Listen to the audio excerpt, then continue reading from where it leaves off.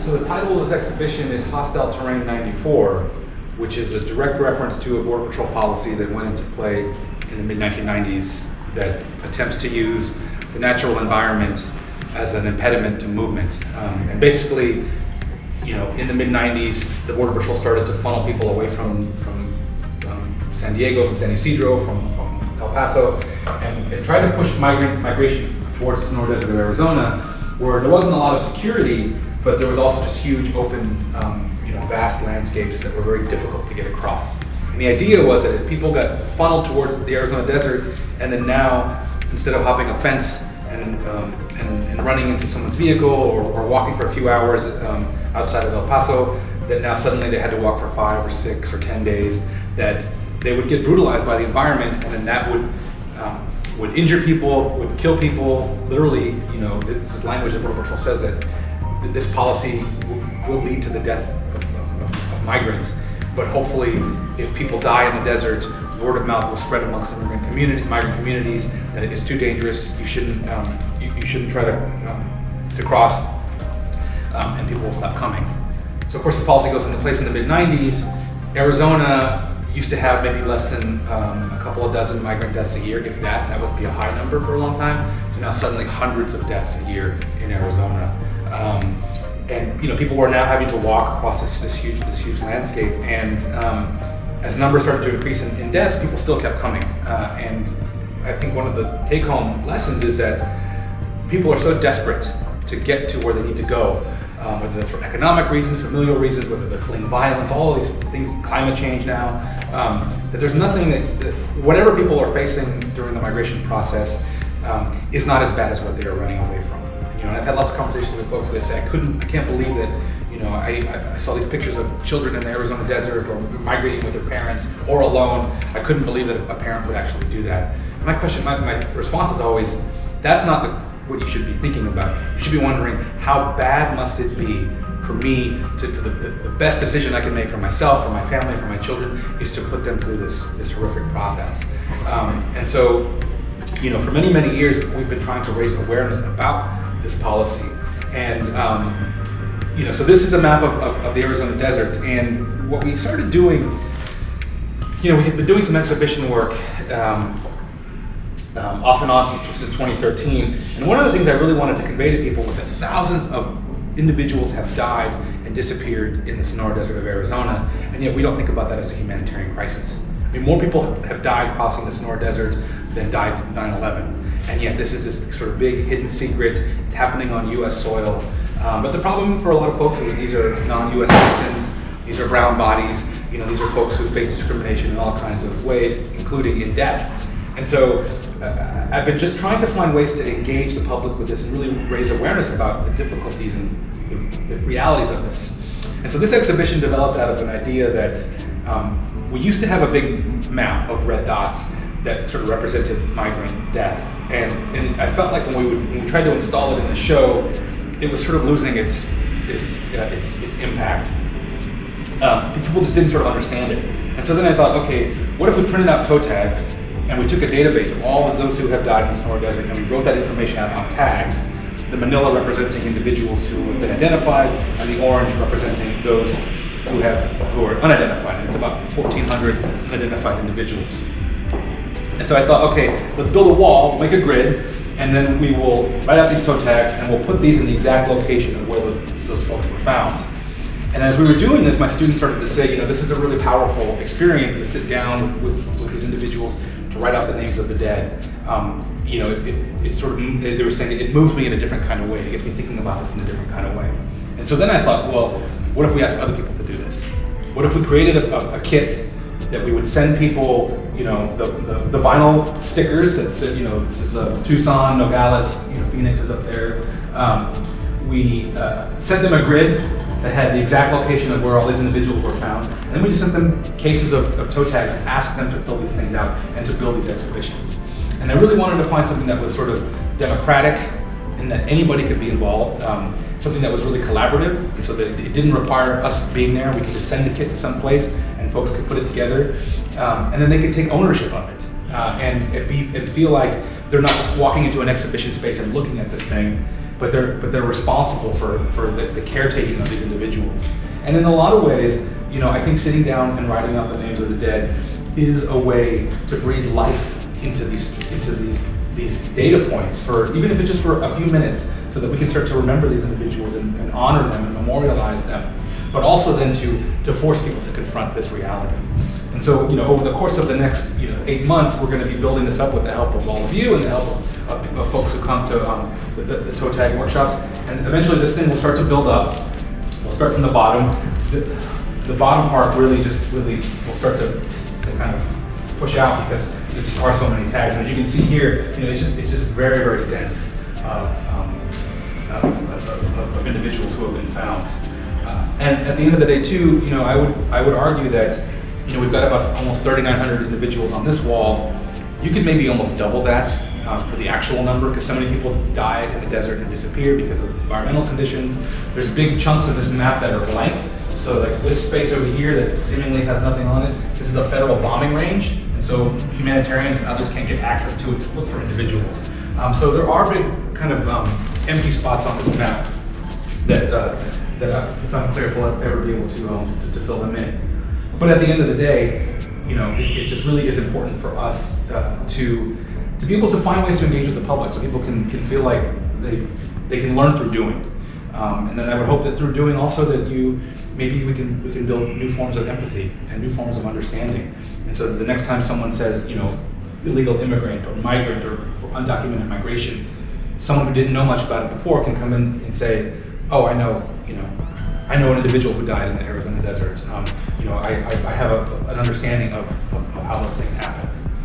But this is probably the most intense, I think, part of the whole thing, because it does involve people really being active in the making of this.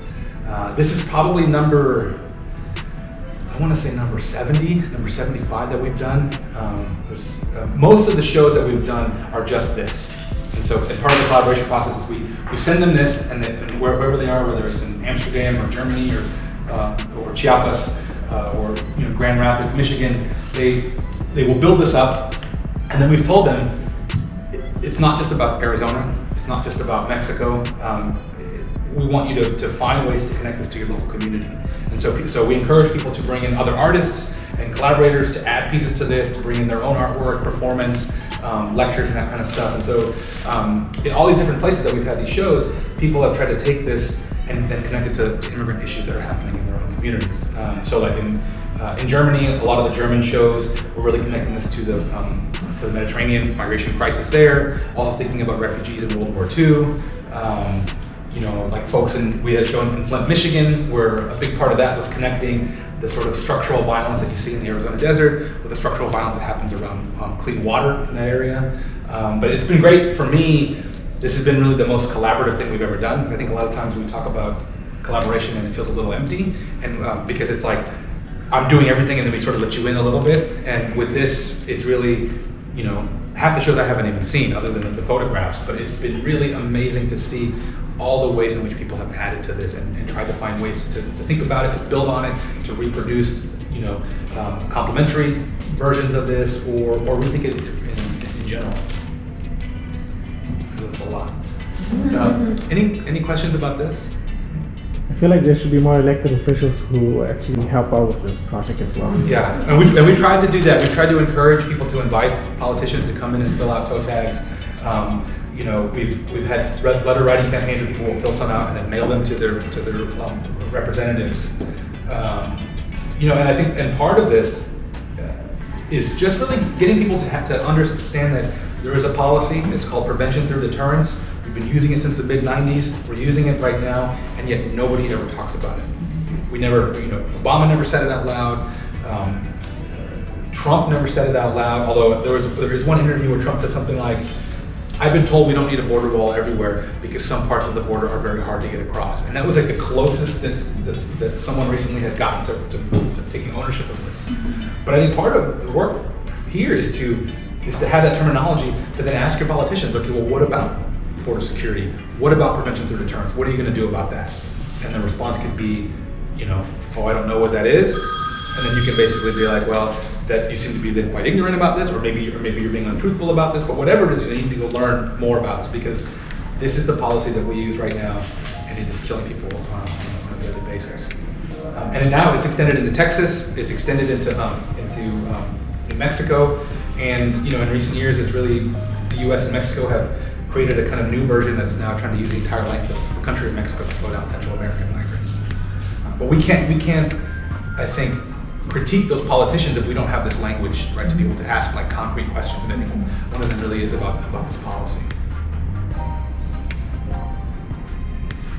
Any other questions? But interrupt me anytime, please. All right, well, let's move in.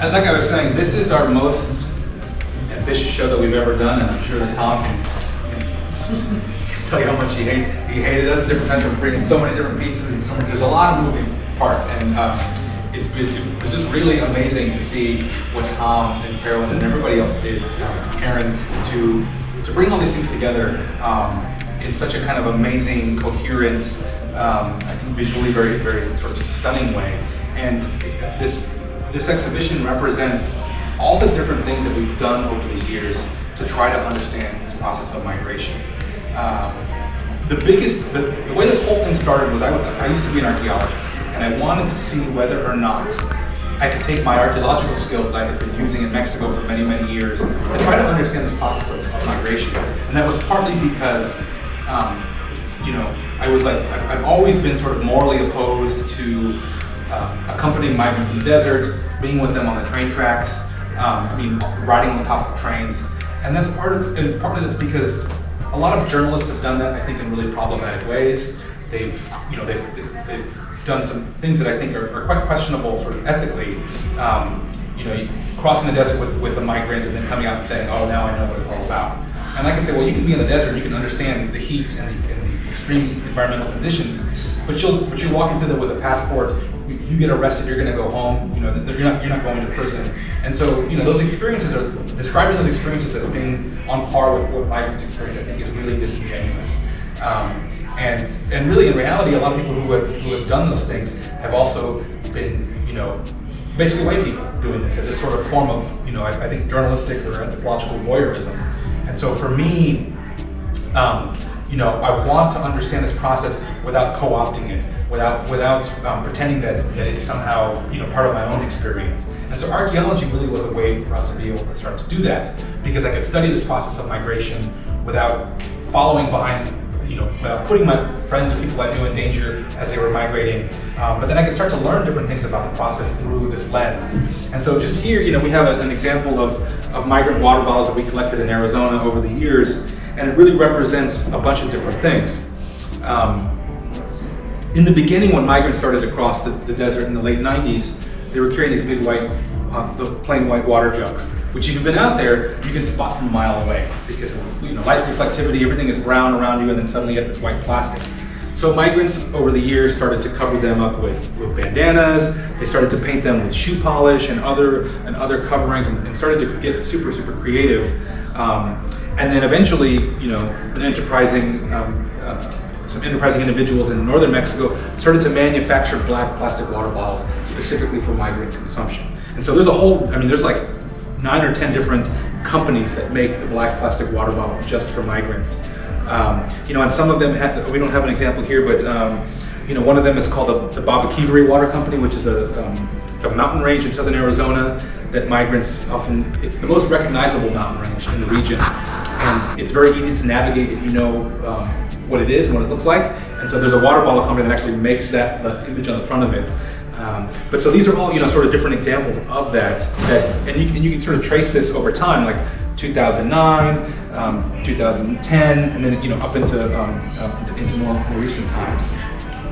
This water bottle here on the end is one that's been left by humanitarian groups who leave supplies for migrants in the desert. You can see it's got it's got a date on it indicating when they go back and check to refresh or to see if people are using those trails.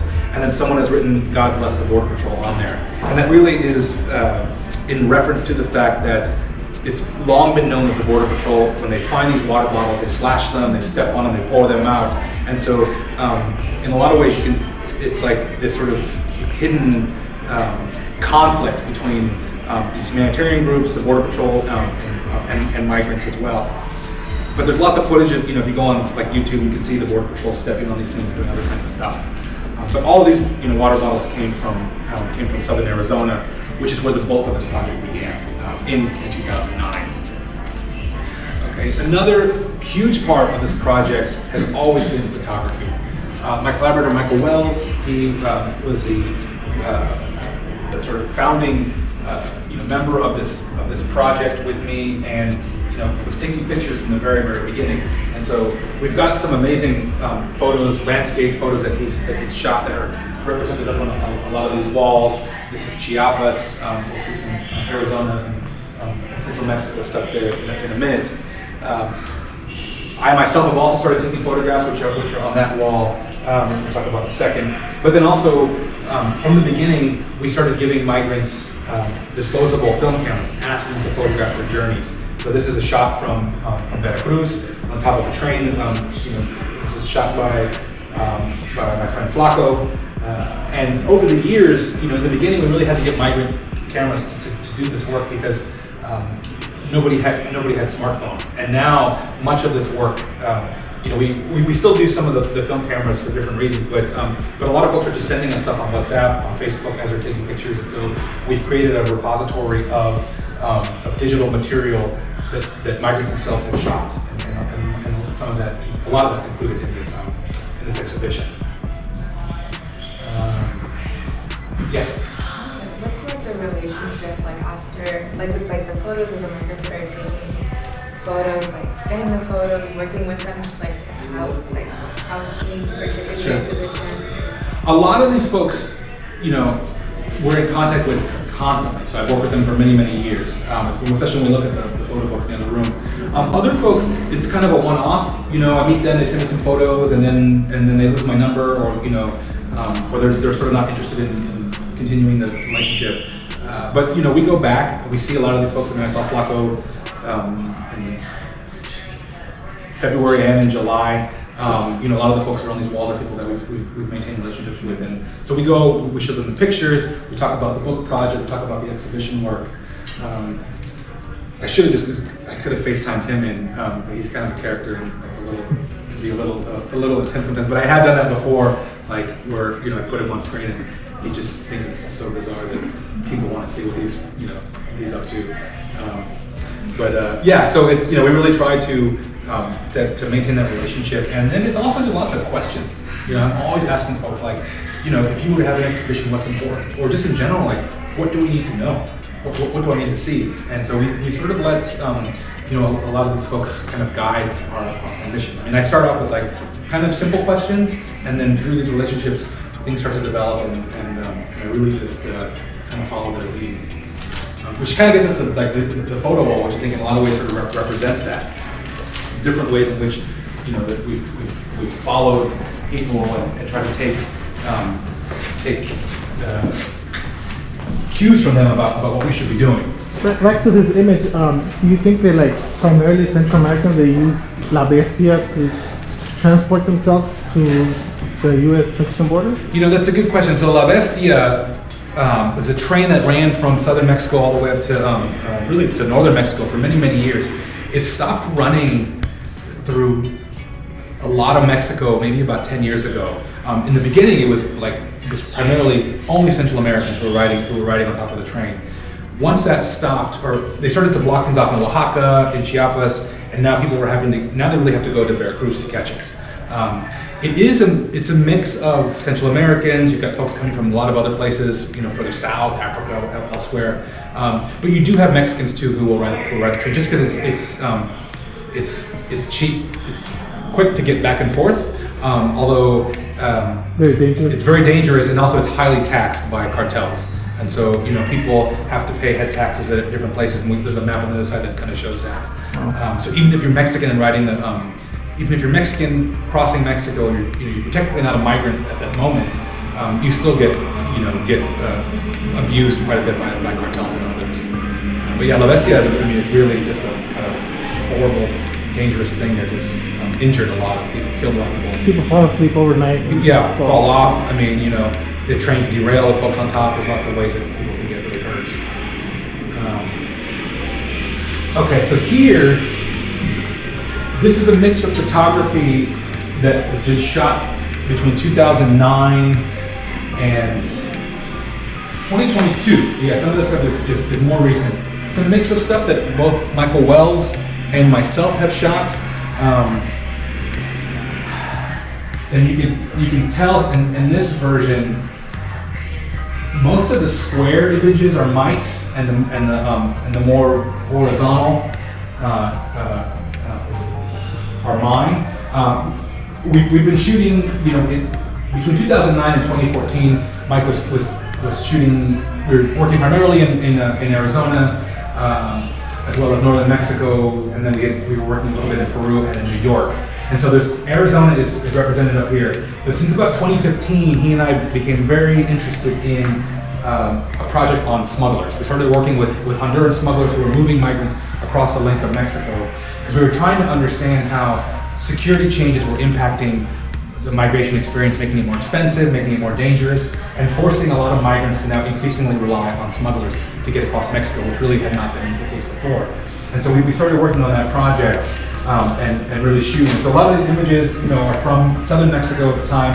So Chiapas, these guys are making coffee, and you can see there's a video where you can see the whole process here. Chiapas, this is Mexicali. A lot of these are Central American migrants or people who are sort of involved with smuggling.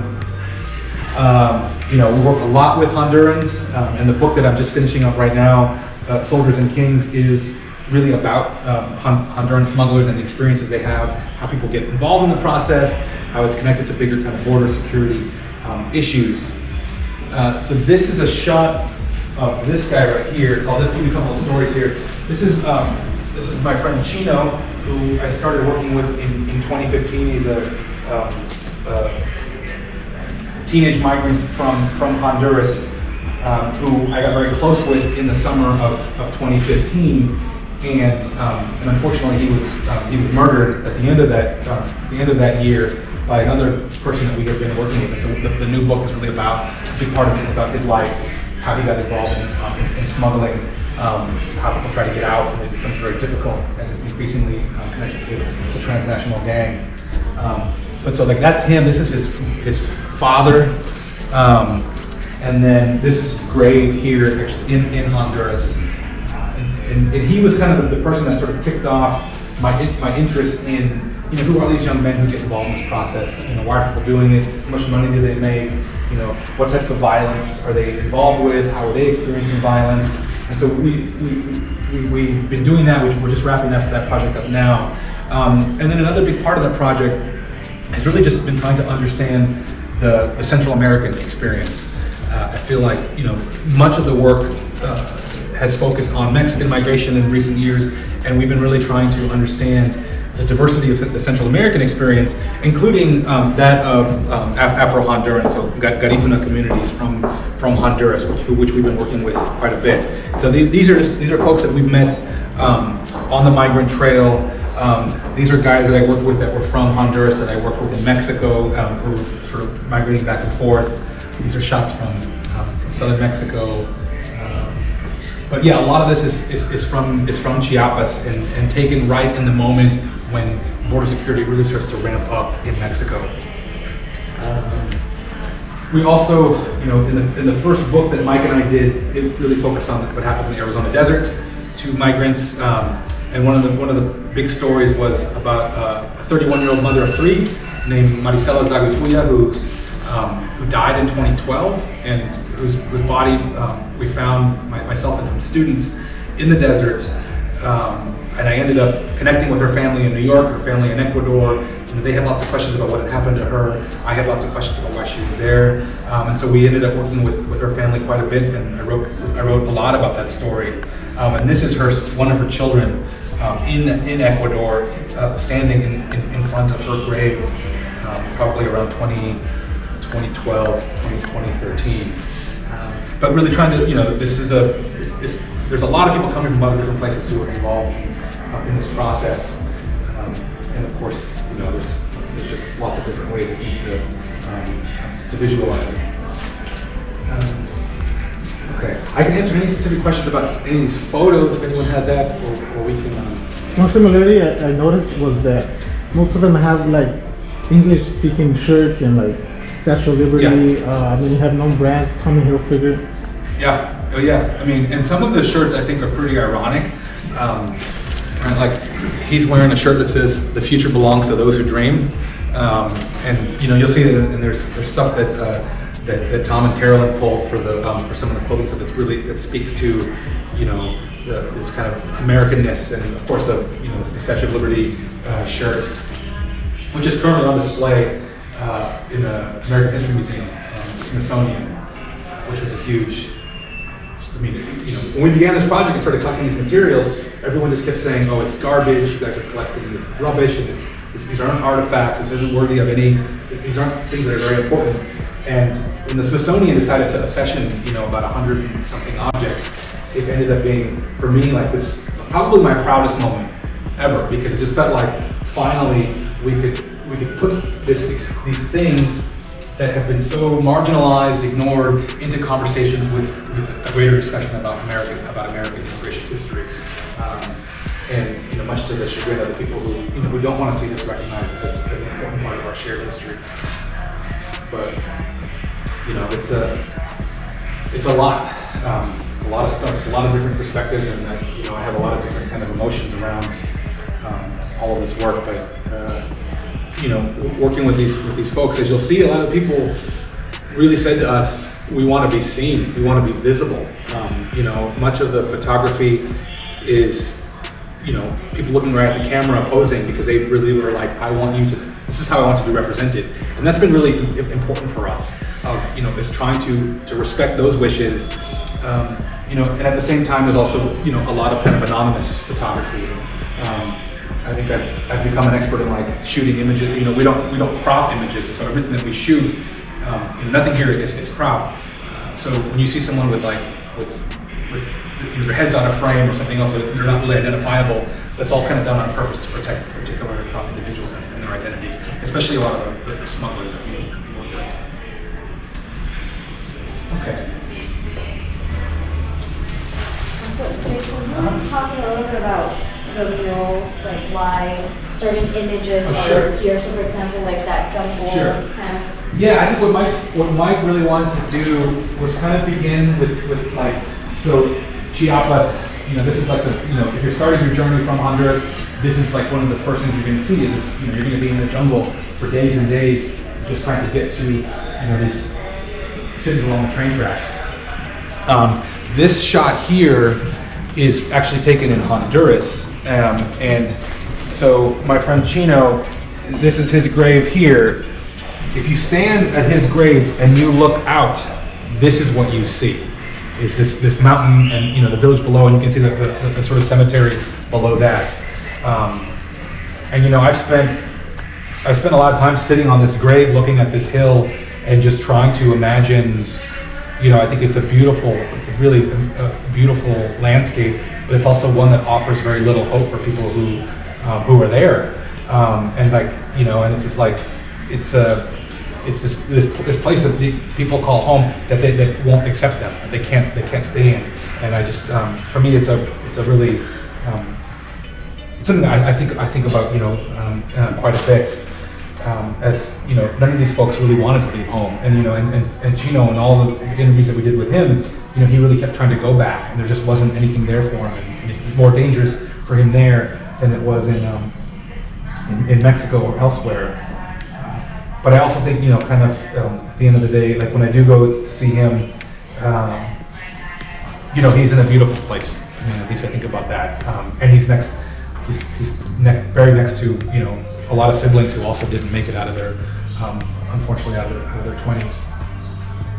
But yeah, I think Mike wanted to kind of begin part of this with, you know, being able to see, you know, some of the early parts of the journey.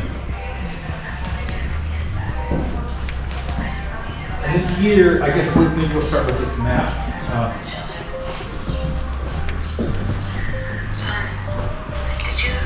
So this map on this wall here,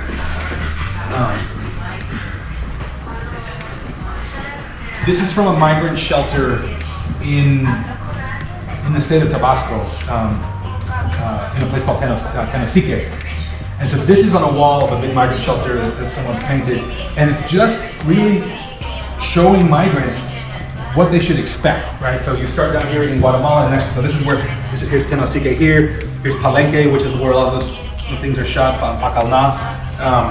And it shows you, okay, you know, there is you know, there's a Casa de Migrantes here. There's also little pistols here, so you know, asaltos y secuestros. These are typically places where, you know, people are getting robbed. A place like Coatzacoalcos, you know, you see here there's a migrant shelter. There's also a depiction of a gun, and there's also the drawing of money.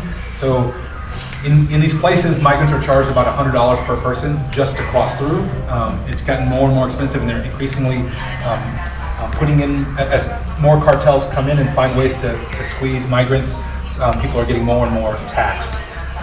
But this map really just shows you these kind of different routes, and typically, you know, there's different ways to get to Mexico City, to Lecheria, and then from here, you sort of split into three different directions, and part of it just depends on where you want to go. If you are typically Mexican, you're going to come up, a lot of times you're heading west, and so through Juarez or up to Tijuana or the Sonoran Desert, although people are now also coming through, you know, that used to be it. Now, you know, a lot of folks are going to the Midwest or the South, and so they're coming up here through Laredo or through Reynosa, Matamoros down here. A lot of Hondurans are either trying to get to, or Central Americans are trying to get to either to the West Coast or to Houston, New Orleans, or New York. And so a lot of the Garifuna migrants and smugglers I work with tend to use this route, whereas like the more mestizo, fair-skinned Hondurans are tending to come up through Nogales and elsewhere. But you know, these maps are, you know, they're sort of racialized. There's a heavy influence of like geography. It's gendered, so depending on you know, if people are if it's women traveling or people traveling with children, that may determine where you're going to go, and also it oftentimes determines how much you're going to have to pay for that journey. I know that the COVID-19 pandemic has exacerbated the situation, i.e. mostly like more people migrating for the concern of their health, because the countries in that region probably don't have the resources to take care of people. But I know that your map has an index of the comedor, and with the influx of migrants coming through, how have they been able to keep with the demand of feeding the, you know, migrants that are coming through, like children and all that kind of stuff? And how, I'm sure you already probably researched the cost that's probably risen since the pandemic. So what are some of the things that they also eat on their journey too? Yeah, I mean, this map is a little outdated. Some of these places have really shut off because there's been too much security. There's also been a lot of new routes opening up too. The pandemic really changed a lot of things. It's made it more expensive. I mean, to cross Mexico now with a smuggler, you're talking between $10,000 and $15,000 or $20,000 just to get across Mexico, and then you got to pay more to get across the U.S.-Mexico border. And the influx of more people too has really pushed a lot of these systems, you know, to the brink. You know, down here, like Ciudad Hidalgo, Tapachula, these places. When we were there in December of last year, you know, there were thousands of Haitians just there. We drove by the soccer stadium in the middle of the night, and there was all this, like, you could see something moving and you could hear stuff, but you couldn't see very well. We stopped and I got out, and there were just thousands of Haitians waiting in line at a soccer stadium for a bus ticket from the Mexican government to go someplace else. It was unclear where, it was unclear what the process was going to be for them to try to get a temporary visa. But I mean, I'd never seen that many people in one place at one time.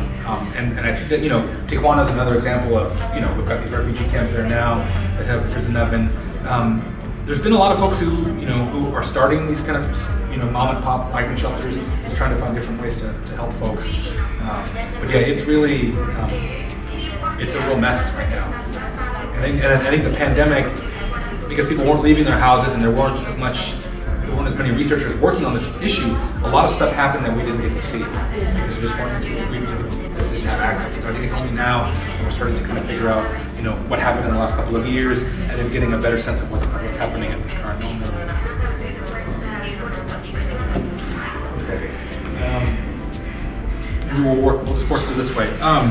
So we asked Tom. We said, would it be possible for us to build this complicated structure where we would invite people to come and participate in this exhibition to share their own stories? And of course, Tom said, sure, I'll do it. Did it in 5 minutes, and it was amazing. And we've always wanted to have some way for people to come into this space, engage with it, and then to be able to leave something behind if they wanted to. And so, there's this amazing space where people can come in here, they can reflect, they can share their stories anonymously, but just gives them a place potentially to be heard. I'm excited to see what comes of it. I mean, we were especially hopeful that the communities that come to La Plaza will be the ones who really want to come in here and talk about how this is part of their history or how they're engaging with it. So this is like super exciting. And we've been drawing this sketch for many years, and we finally, thanks to Tom and La Plaza, have been able to realize it. So we're super excited about it. And these next couple of sections, these are just different objects that we collected in the Arizona desert between 2009 and around 2014, 2015. When people are crossing the border, they carry with them as much as they can in a backpack. It's typically, clothes, extra pair of shoes, a few personal items, things from home, and they will walk for days and days. They will get to a place where they're going to get picked up by a smuggler. The smuggler says, okay, change your clothes, leave everything behind that looks like you were a border crosser, and then get in this vehicle. And so this photo here on this wall of all of these backpacks, this is what one of these locations looks like. And so people have walked for probably 25, 30 miles, gotten to a place in southern Arizona, and then left all this stuff behind, changed their clothes, and then been driven away. And so over the years, we were encountering these big sites where stuff was accumulating, and we just started to collect it because we knew that these things were being destroyed by conservation groups who were coming in and throwing all stuff in the trash. And we really felt like these were important things to preserve. And so we have about 7,000 objects right now that we've collected that are in archival boxes and that are stored at UCLA in a big archive. And the things that you see here are a mix of those things: hats, shoes, clothing, backpacks, all of those things. And these things, I think, can tell different kinds of stories about this process. And then you've got some stuff. We've always been interested in the experiences of women because I've long felt that women were really missing in the discussions about what the migration experience is like. And so for many years, we were deeply focused on understanding the experiences of women. And so you can hear in the overhead audio women talking about what it's like to be in the desert and those kinds of experiences. And so we've got some gendered objects here. We have just a selection of personal items that have been found over the years: cell phones, bus tickets, a pocket Bible. These are 3 bus tickets from a soccer match in La Paz, Bolivia. Just a kind of a range of things. And then these vitrines, these each represent a different, what we were calling a kind of archaeological site, or a different place where people had been stopping and accumulating materials before being picked up and driven away. And over the years, a lot of people have tried to use these migrant objects in exhibition work, and a lot of times it was people collect these objects, they put them on a wall, and they call it art. And there's not really an engagement with the people whose things these were. People will say things like, "Oh well, these backpacks are giving a voice to the voiceless." And my response is always, "These people are not voiceless. You just didn't bother to go ask them what their stories are. And so that's why we're always trying to include people's, their own perspectives. But these pieces was partly a response that I had to talking to artists who were collecting these materials and people saying things to me like, oh, well, everybody's got a water bottle, but like the really important stuff is like the baby bottle or the tortilla holder, those kinds of things. Like those are the cool things. Those are the things that really like evoke memory or whatever. And I really just felt like, who are these people to come and make these value judgments about these things when maybe the water, everybody's got a water bottle, why is that important? And then I would say, well, that could have been the last thing a person ever held on to. That could have been the thing that saved their life. And for me, all of these materials speak to that experience. And as an archaeologist, I wouldn't go into an archaeological site and say, I'm just taking the good stuff, I don't care about the food wrappers or anything else. That would be totally not the way to do it, because everything is important. It all tells part of the story. And so what we ended up doing, there were a lot of these big sites that we had worked at and that we had tried to salvage, and then there were ones that we knew of that had been completely cleaned up by humanitarian groups. And so we went in, or by conservation groups, and we just collected all of the overlooked things that people had left behind that they think was not important or couldn't fit into a trash bag. And so we started thinking of all this micro stuff, and it just as a way to kind of to suggest to people that there's so many different layers to this, like literally and figuratively, and so many of the small things too, I think, can speak to a million different stories, and also to the way in which this stuff is degrading. Like these sites, water, rain, wind, sunlight is breaking this stuff down, and it's not going to be there forever. And so the archaeology ends up being a kind of salvage mission to preserve this history. Okay. The last things in here, they're all kind of related. The Colibri Center for Human Rights is the section of the component of our work that does direct service with families of missing migrants. So for many years, we have been the liaison between families of the missing, the medical examiner in Tucson, and the consulates who are trying to help people find their loved ones. We collect DNA from families and we run comparisons with recovered remains.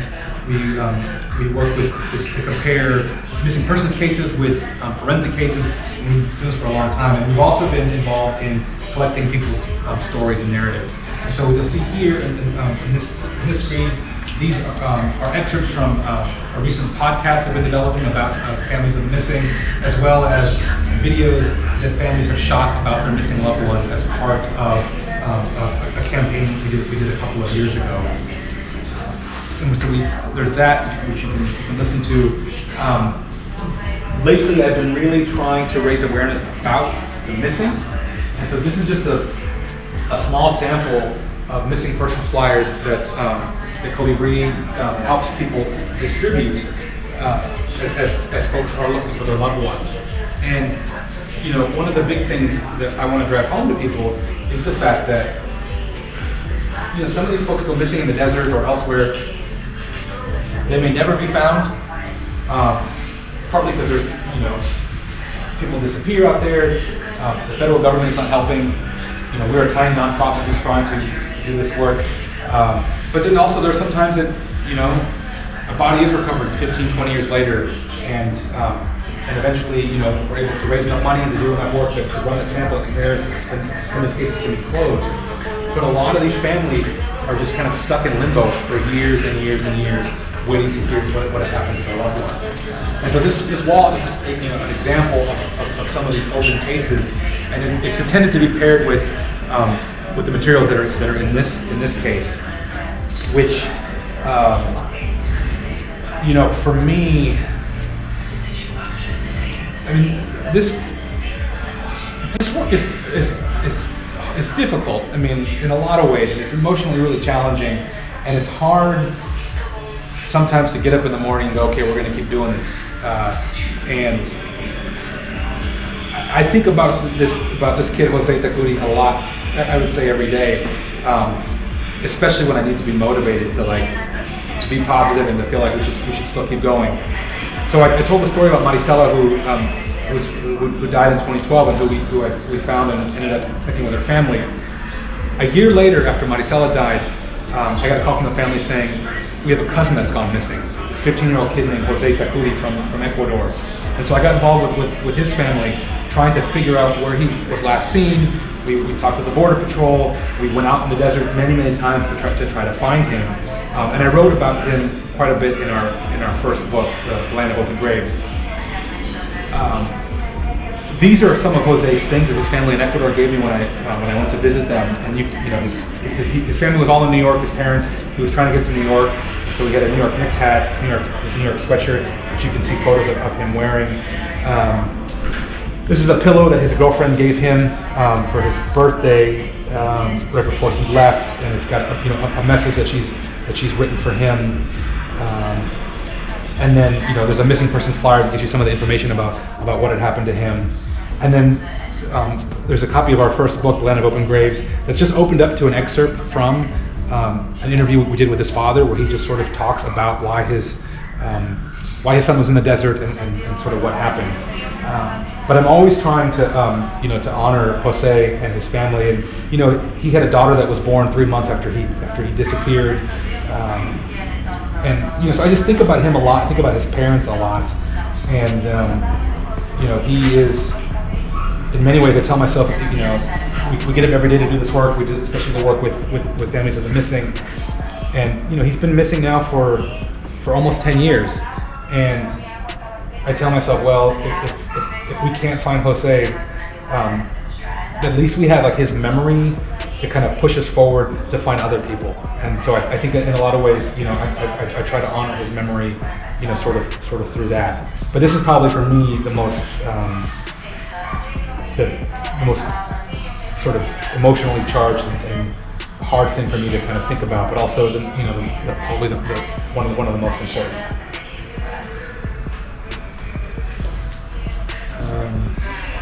All right, should we move into one more room? I promise. Yeah.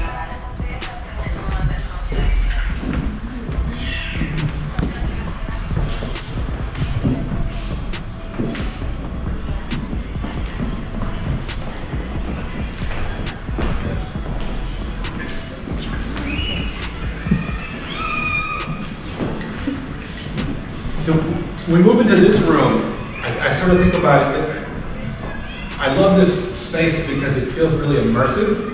I love the way that these images are sort of make you, they're like larger than life. And actually, this shot behind you all, this is actually the California-Mexico border. This is on the road between Mexicali and Tijuana. And I just love that sort of. The desert is a really overwhelming kind of physical space, and I think that these enormous images really kind of give you a bit of sense of that. And we've coupled that with this triptych of videos that's a mix of things. It's footage shot by migrants with their cell phones. It's footage that Mike and I have shot with drones in Arizona, in Mexico, in Honduras, and elsewhere. And it's also interspersed with footage from a documentary that we did a few years ago called Border South, that really was about migrants crossing the length of Mexico. And so, the things that are subtitled, those all come from the film.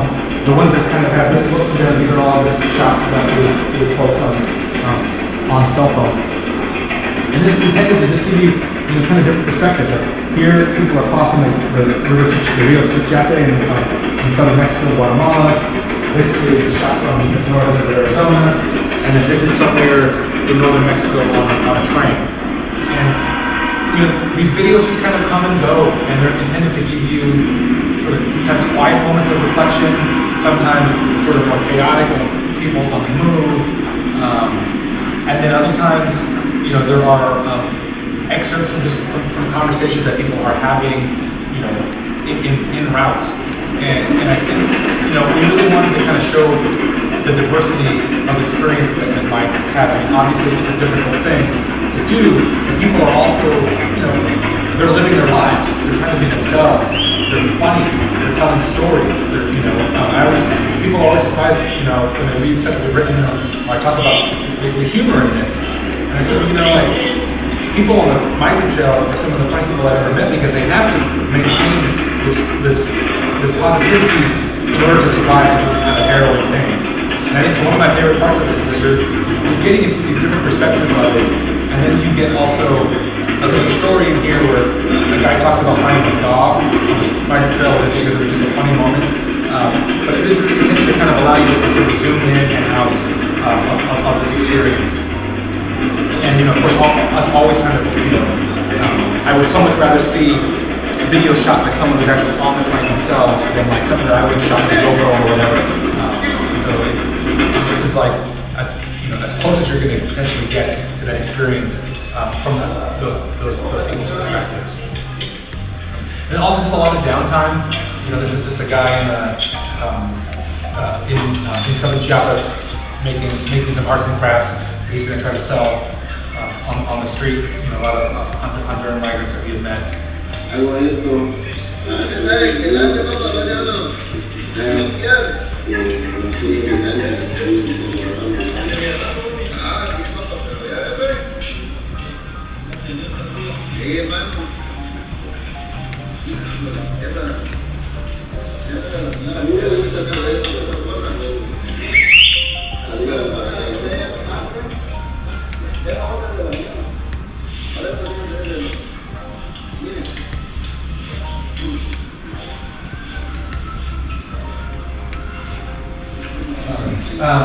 I'll just finish up. I know people have lots of other things to do today, but I'll just give you the last little bit here, and then the other side.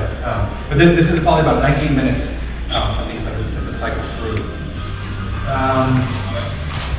These are Border Patrol drag tires that come from southern Arizona that were they're typically attached to the back of a vehicle, and they're pulled across dirt roads to smooth them out, and then they can check for fresh footprints. And I find it really ironic that we spend billions of dollars in border security, and we're still relying on this kind of technology, also to catch people who are probably have $10 in their pockets and $20 worth of supplies. So there's just a lot of like kind of horrific ironies about border security, and we wanted to give people a little bit of a sense of what it looks like. And you can see, on this image here, there's a shot of the actual border drag tires. There's some of these paper documents that are up on the wall. These just come from federal reports about this process. We knew that nobody wants to come into a gallery and sit down and read 40 pages of one of these documents, so we just pulled some things just to give people a sense of like, we're reporting on this to the federal government. These agencies who are reviewing these things are making these reports, and yet nobody seems to care. Right? This is a report from over 15 years ago about the fact that we keep killing people, deaths keep increasing, and yet there's been literally no uproar, and it continues to happen today. Okay, we'll move through here.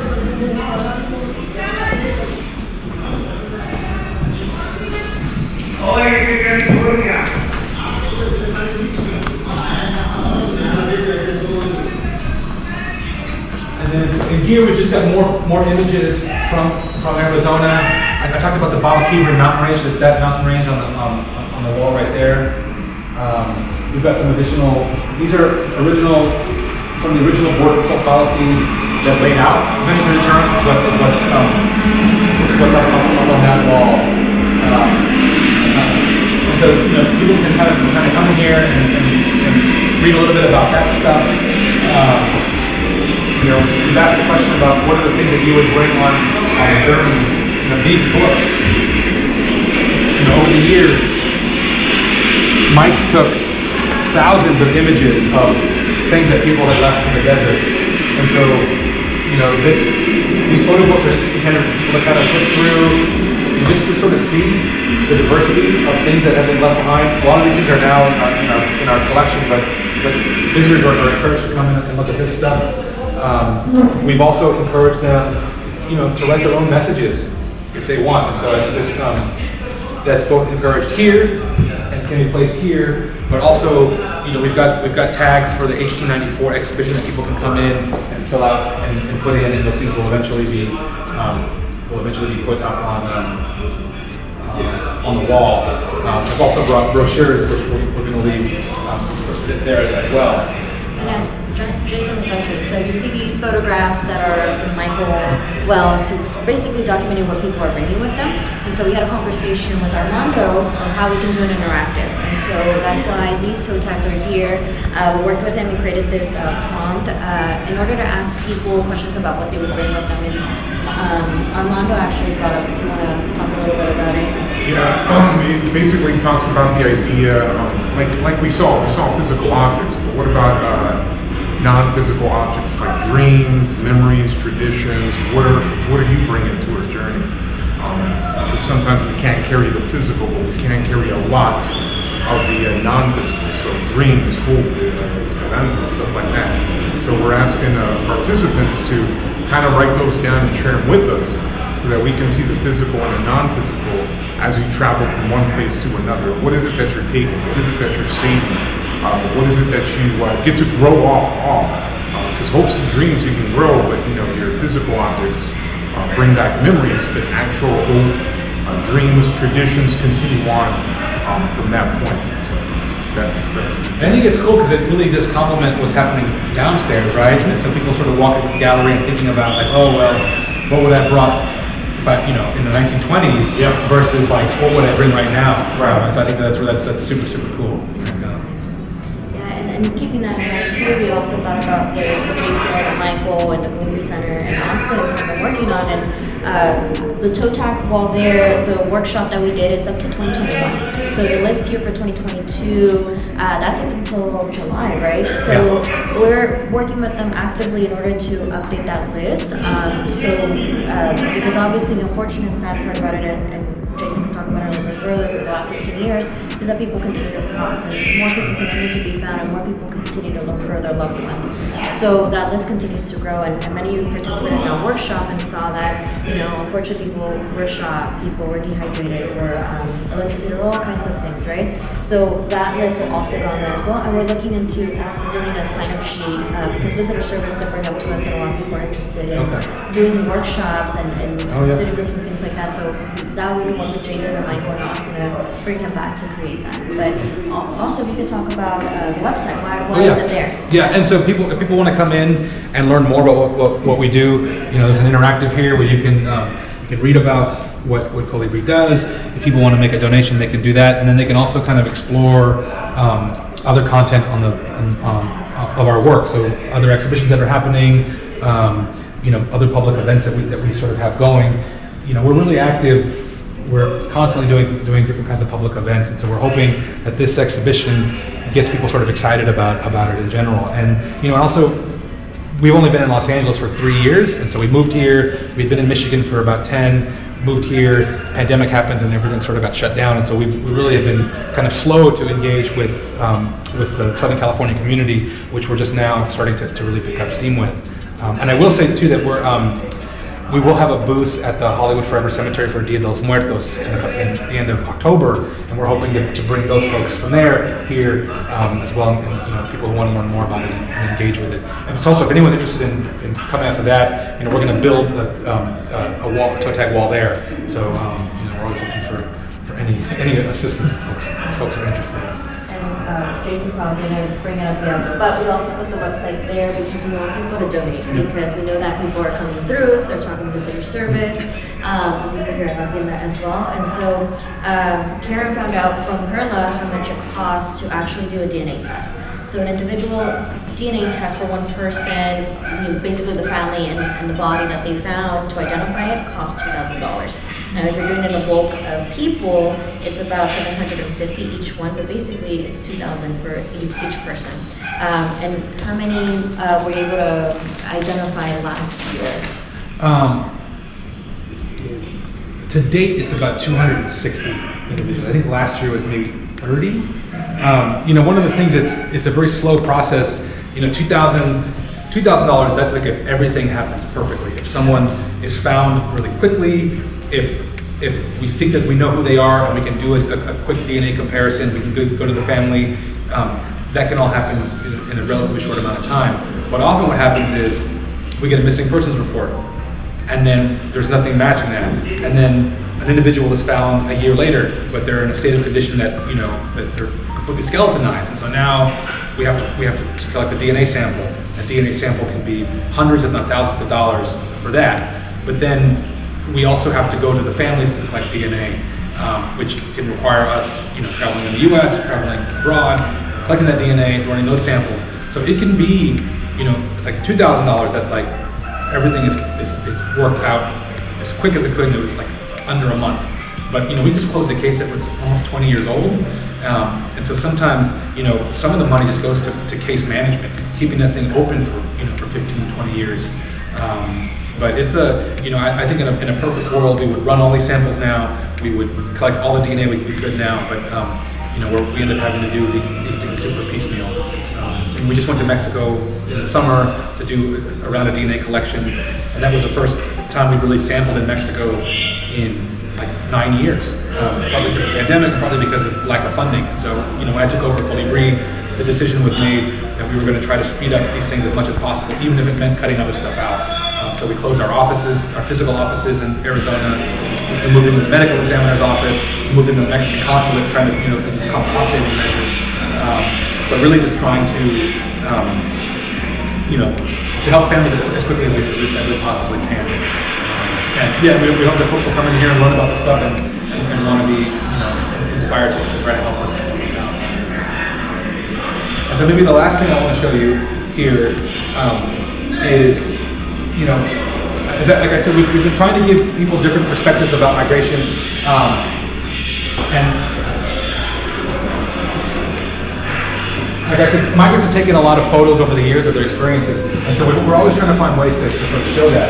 And one of the things that we did this time, which we really hadn't done on this sort of scale, was we printed out all these photos that people had shot en route. And these two guys here, I call them Memo and Lucho in my first book. They shot a couple of rolls of film in the desert, and so I just printed out a bunch of their photos, and it's like we want people to sort of engage with stuff on the walls and all this kind of big stuff, but then also just be able to sit down and look through some of this stuff in perhaps a more, kind of subtle or sort of intimate way, as if you were looking through some, like a photo album, which is how a lot of these, photos are kept. People, have them on their phone and they show them when they're sort of telling stories. But we wanted people to think about, these things that happen in the desert, happen in Mexico. They're not. They're part of this big political process, these big cultural systems, but they're also just part of someone's life and their life experience, and they're super important memories. And so these are kind of, in a lot of ways, memory books. And you've got one from these guys in Arizona. You've got one that folks pictures from southern Chiapas. You've got one taken kind of while crossing Mexico on La Bestia, and then you've got one of Garifuna migrants in Mexico City. And so this is intended to just give people a more up close kind of perspective on some of these things. And I really wish that I could bring Memo here because he really is one of the funniest people that I know. Actually, if you want to hear his voice, when the wall is done, or you can just email me. We have an app that you can download, and you can just like listen to him tell stories. And he's this incredibly funny individual who loves to sort of talk about this stuff, and always just thinks it's really strange that people know who he is. I mean, he's in this book, he's in a lot of exhibitions, and I take students to go visit him, and he always says to me, he says, if anyone goes to your little exhibition or reads your book, you should tell them to come over to my house and I'll tell them the real story, kind of thing. I'll make, we'll do a carne asada, come over, kind of thing. But I keep trying to tell him, like, I think a lot more people know who you are that would fit in your apartment. So, but he really, if I could figure out a way to get him here to see this, we were going to do some shows in Arizona where he lives, which is a little bit easier. But I'm always deeply appreciative of these guys and how much they've shared with the world now. Last but not least, this was just another project that we had been doing Mike and I were taking all these photographs over the years, and one of the things that I really wanted to do was, we were shooting analog film a lot of times, and so, people would say, send me that on Facebook. I say, it's going to be like a month before we can have this stuff scanned or whatever developed. And so I started shooting a lot of instant photography because I wanted to give people copies of photos to take with them. Because nobody has photos anymore in their wallets or in their purses. And so I started using instant photography as a way to give stuff back. But then I kind of realized, like, I really like I sort of like that too, the kind of intimateness of it, and the quality of the image. And so these are just reproductions of instant photos that I shot over the years that I think a lot of people are sort of carrying around. It's funny, there's a couple of people on this wall who, like I ran into them, like this guy, years later I was in a migrant safe house, and he walked up to me and he said, hey, I know you. And I was like, oh, like, you never know how that's gonna go. And he says, you took my picture 5 years ago. He pulls it out of his wallet and shows it to me. And I was just like, oh, that's so cool that, people actually hang on to this stuff. But this has just been a way for us to try to give people something tangible to carry with them. A lot of folks were sharing them with their family and others. And the nice thing about this, the new version of Instax, is that you can make multiple copies. So these things can circulate in a lot of ways. I think that's and last but not least, we wanted to include this quote at the end of the exhibition, which is something that comes from our work with families of the missing. We do all of these workshops with families. We try to bring families together. We were here in LA, where families come together and talk to folks who've had similar experiences, and we do videos and other things. And this slogan, is something that the families really wanted to put up on the walls as a way to remind people that, like, that our missing loved ones, their missing loved ones, they're always here with us.